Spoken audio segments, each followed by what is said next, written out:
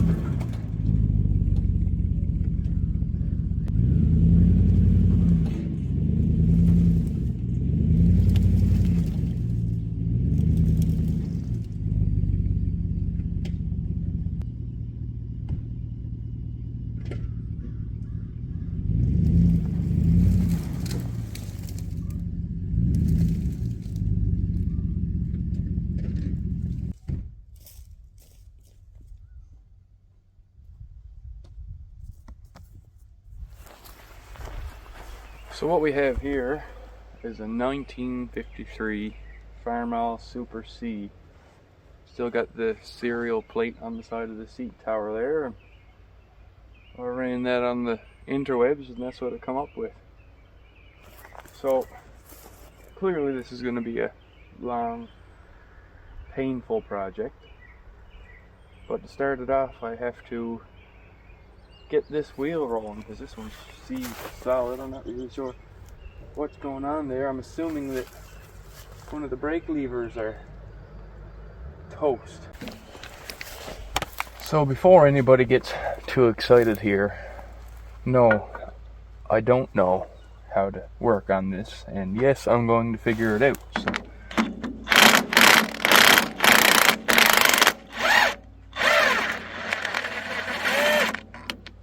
Let go of that adjuster. I think I should be able to just let go of these springs, which don't really do a whole lot.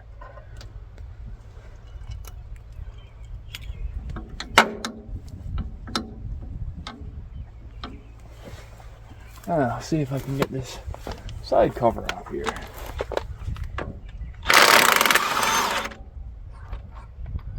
Well, it comes right out.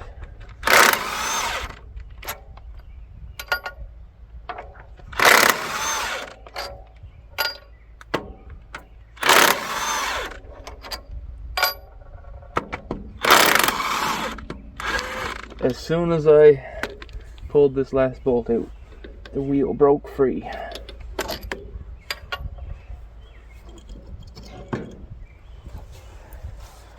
And what do we have here? A whole lot of dirt and grease and corrosion. What's this? Brake discs. Ew. Perfect. So, I'll take that over to my tailgate now and clean it all up. So I brought it over and blew some of the gunk out. It was pretty bad. I pulled that little rubber boot, the C-clip off, and started hauling it all apart. Just figuring it out as I go. I'm sure these are going to be hard to put back on. Don't mind that. Yeah, see, so I got to remove that nut. Half inch. Yes.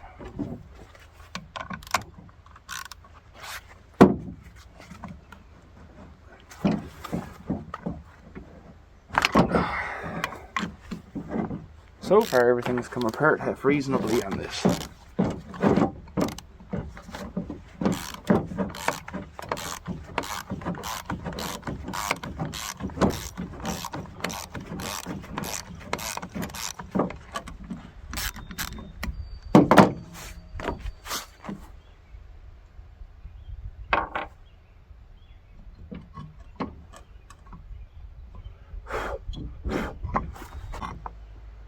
I'm starting to see the issues here. Ball. Couple balls in here. So I have all the components semi-clean now. Pulled all the rust off the disc surfaces. Cleaned up the spline and surfaces on the disc like that. Gotta clean up these here balls.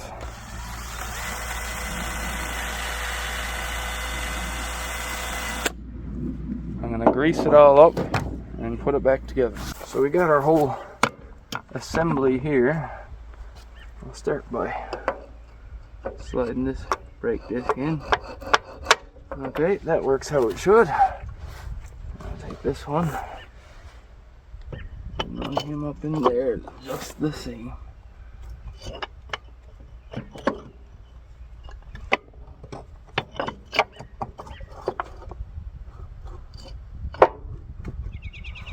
That.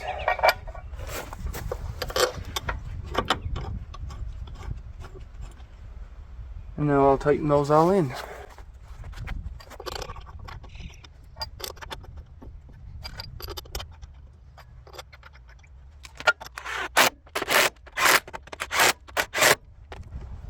Now I need to put this adjuster in.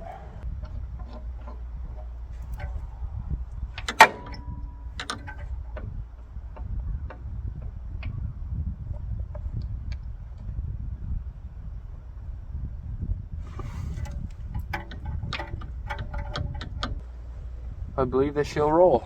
I guess the next step now will be to pull it off and see what we got.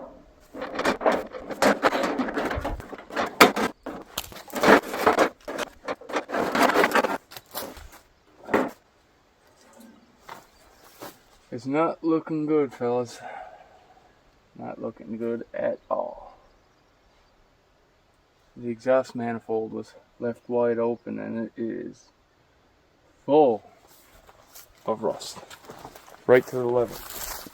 Which means one of those cylinders likely are as well. So I guess I'll pull some spark plugs out and see how they are.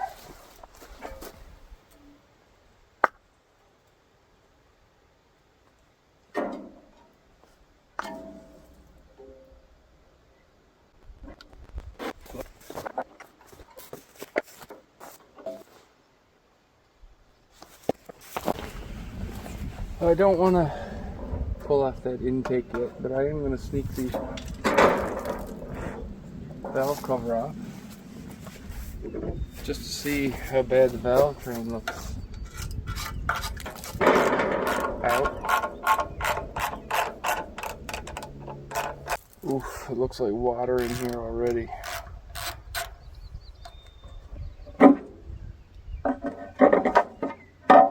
Valve cover gasket looks homemade. Oh.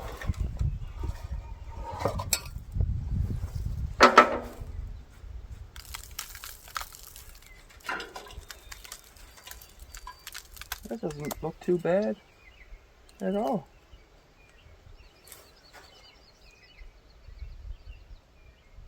It's starting to rain. But I'll bring you in for a look here now. I was expecting it to be way, way worse than this. Let me rephrase that. It looks better than I thought it did. Every valve is locked. Looks like she gotta come apart. But I gotta pack up for the rain now. So I pulled the rocker shaft off. That's moving fine, so I'm gonna take all the push rods out. Ooh. I'm gonna get a rag. There's always something satisfying about white rags and getting them greasy.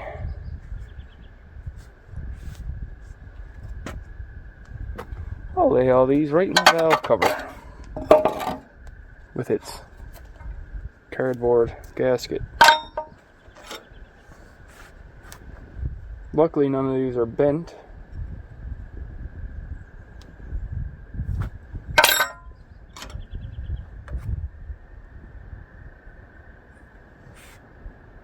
There's oil on some. Okay.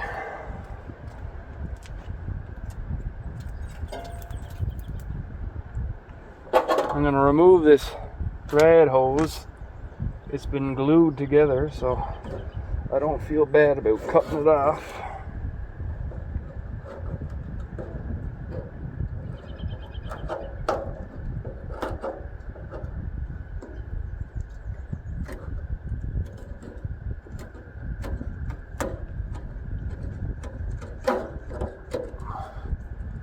See,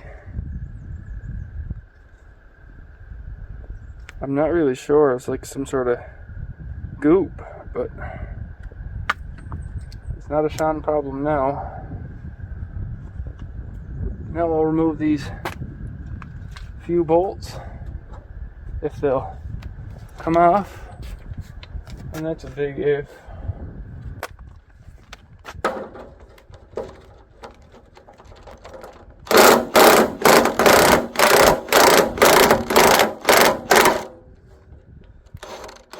Well, I can't believe it.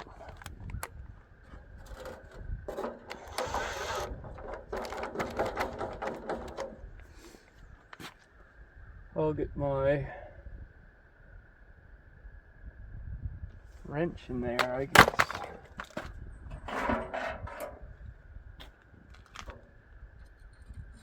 Save that good clamp.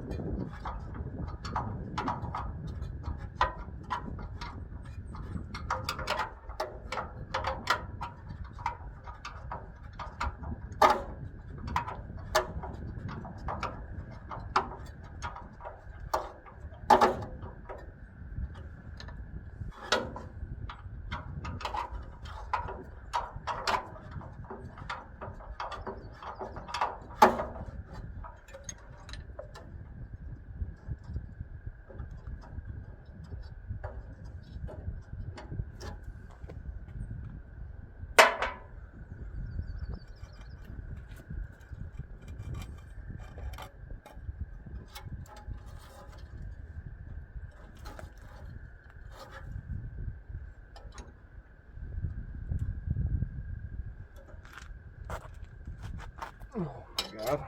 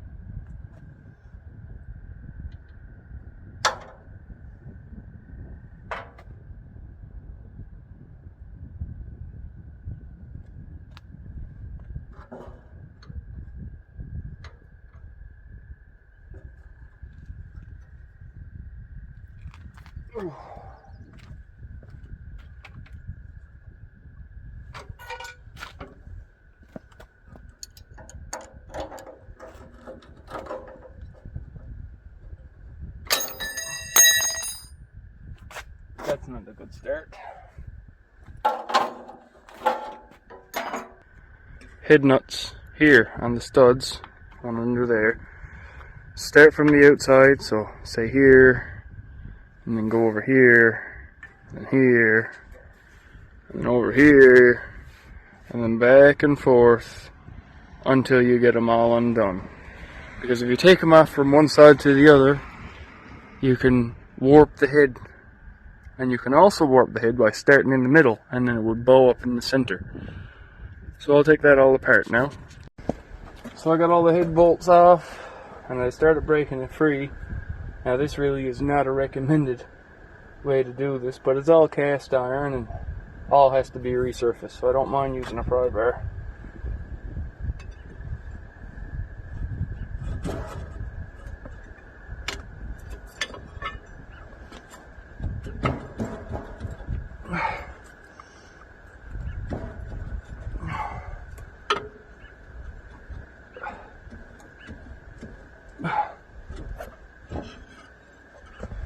Wow, that's heavy.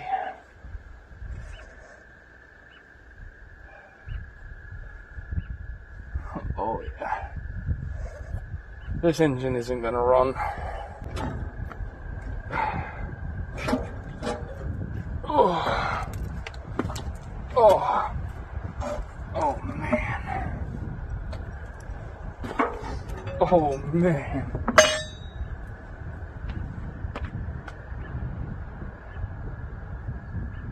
Unbelievable.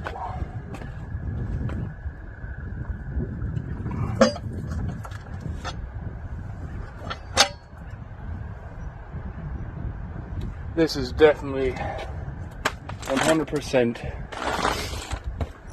the worst engine I have ever encountered. Let me bring you in so you can see. So we'll start off nice and light here. This is the cylinder head. That's a spark plug.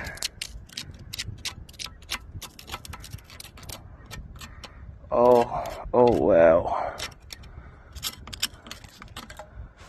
Well, the piece just came off of the valve.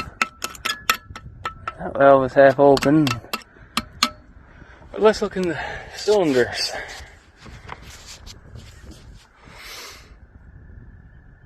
Probably not gonna run, especially since the sleeve is cracked. So I guess that concludes this portion of the series. When I find an engine, I'll update you guys.